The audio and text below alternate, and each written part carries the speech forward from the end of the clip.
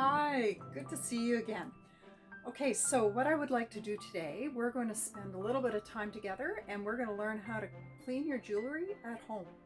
I know that given the times that we're in, we're wearing our jewelry and it's time to find out just how to do it at home safely. Okay, so I just wanted to go over with you what we need for getting this job done. And we need our soap, your choice of whatever your dish soap is, your jewelry, a nice soft toothbrush, can be an old one as long as it's still, the bristles are nice and soft, and you'll need 2 bowls, and the other thing is very hot water. Whew, as hot as you can stand. Fill up your bowl and from there you put some soap in it. Fill up some soap, swish it around. Important thing is this plunger, make sure it's firmly closed so that nothing goes down the drain. Put your items right in there. The other thing that I do is I make sure that I put my earrings together so that they don't get separate. Some pendants and a ring. So after things have soaked for a little bit and the water's cooled down just a little, you can take that and you can just start massaging your chains a little bit. It's really important to clean your chains as well as just your rings, because you can pick up a lot of skin oil and that on your chains, and it just makes them just that much nicer. And you can just sort of rub the chain in your hand, and that action will just help clean it. I do have some pearls on these earrings, and likewise you just very gently can move them in your hands, as well as your ear wires. Make sure that those get cleaned every once in a while. And for my ring, I tend to use the toothbrush, and I just very gently, ever so gently on the outside. You don't want to catch any claws and loosen stones. And while I'm on that topic, it's a good idea that if you're starting to notice that there's claws starting to catch, and that's a good sign that that's time to not be wearing the ring and to have it checked.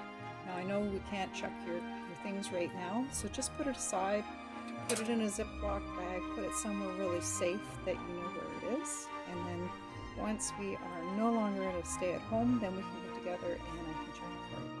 Okay, so I've just filled up a secondary bowl, which is going to be my rinse bowl. And so I'm just going to literally just take everything from one, put it in the other. My rinse water isn't as hot as my soaking and cleaning water. I'm just going to give that a moment. Just lift it a little bit.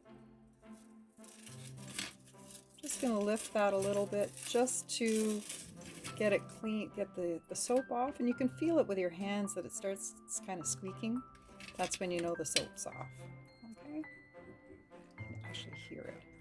It's nice, good and clean. So I'm going to now just pull my chains and things out of the water and just put them on the towel to let them drip dry.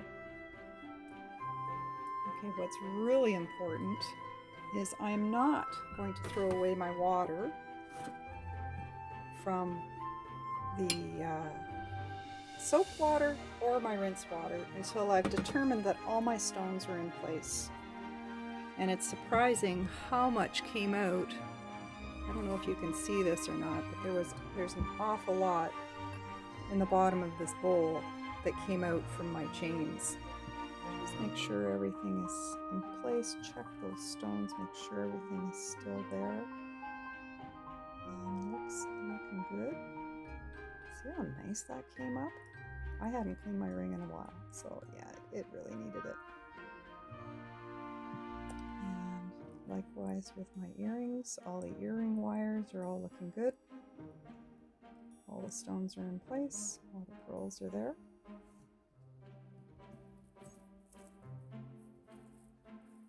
Yep, no snaggy bits on any of the chains. That's really important, because sometimes what happens in your clasps, sometimes if these aren't soldered closed, they can come open and snag, and that's how you'll lose your chain. It can just open right up and come undone.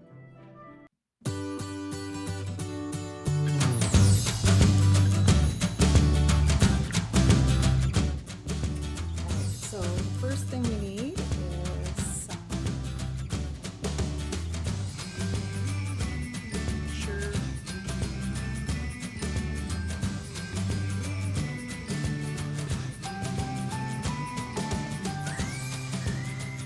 make it go around the other way.